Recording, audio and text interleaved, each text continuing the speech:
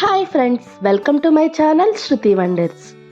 సంక్రాంతి రోజున మేము ఎలా జరుపుకున్నామో, ఎక్కడెక్కడికి వెళ్ళామో అంతా వ్లాగ్ తీసానండి. అది మీతో షేర్ చేసుకుందామని చెప్పేసి ఈ వీడియో పోస్ట్ చేస్తున్నాను. మార్నింగ్ అందరూ రెడీ అయిపోయిన తర్వాత అందరూ కూర్చుని ఇలా టిఫిన్ చేస్తున్నాము.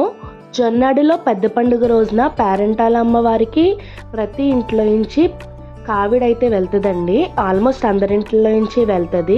ఇలా కావిడి పట్టుకుని అమ్మవారికి చల్లుడు పానకాలు వేస్తారు. ఇలా మా ఇంట్లో నుంచి కూడా ఎవరొకళ్ళు వెళ్తారు. ఎవరికి వాళ్ళు వెళ్ళిపోకుండా ఇలా అందరూ కలిసి వెళ్తారండి. మాకైతే చాలా నమ్మకం అండి. మనం ఏదన్నా కోరిక కోరుకుని ఇలా కావిడి పట్టుకొస్తానమ్మా అని చెప్పేసి కోరుకున్న తర్వాత అది ఖచ్చితంగా అవుతుందండి. మాకైతే చాలా నమ్మకం. వేరే ఊరి నుంచి కూడా వచ్చి ఇలా కావిడి పట్టుకు వెళ్తారు. అందరు కావిళ్ళు తీయాలంటే వీడియో లెందీ అయిపోద్దని చెప్పేసి కొంతమందివే తీశాను.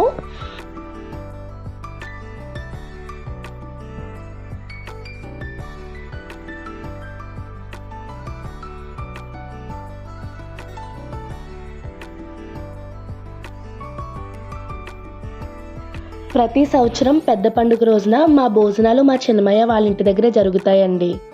ఎందుకంటే ఆ రోజు మా చిన్నమయ్య బర్త్డే.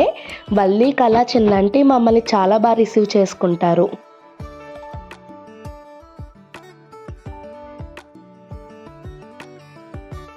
ఇక్కడ మీ అందరితో ఇంకోటి షేర్ చేసుకోవాలండి.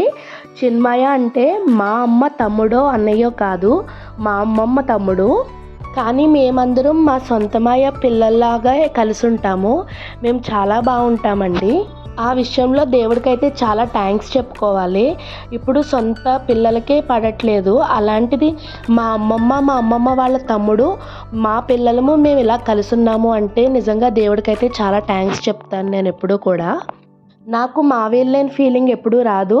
ఎందుకంటే అమ్మమ్మ వాళ్ళ ఇల్లు ఉంది, చిన్మయ్య వాళ్ళ ఇల్లు ఉంది. అందుకని చెప్పేసి నాకు మా వీళ్ళేరు అన్న ఫీలింగ్ అయితే నేను ఎప్పుడూ పడలేదు. ఇక్కడ చిన్మయ్య బర్త్డే సెలబ్రేషన్స్ జరుగుతున్నాయి, మీరు కూడా చూసేయండి.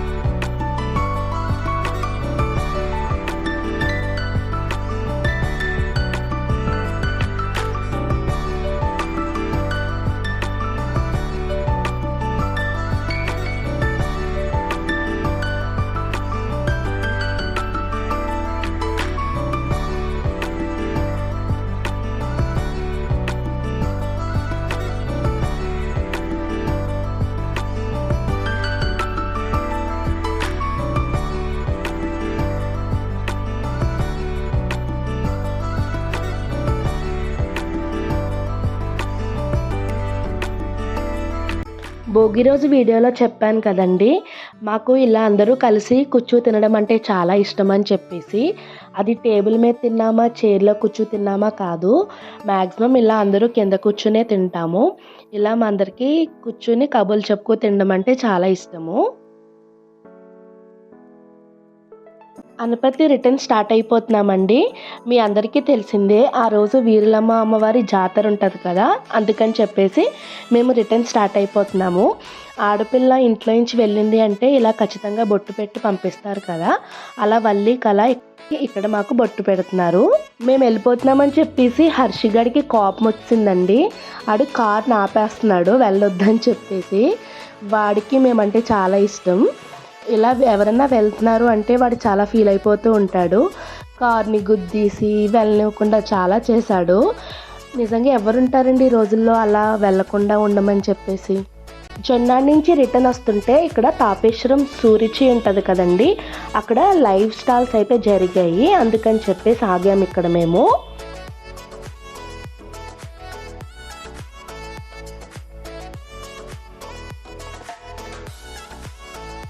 ఇక్కడ సంక్రాంతి లుక్ అంతా తీసుకొచ్చారండి, అందుకని చెప్పేసి ఇక్కడ మంచిగా అందరూ ఫొటోస్ తీసుకుంటున్నారు. మేము కూడా ఇలా హరిదాస్ గారికి డబ్బులు వేసుకు ఆయనతో ఫొటోస్ దిగాము.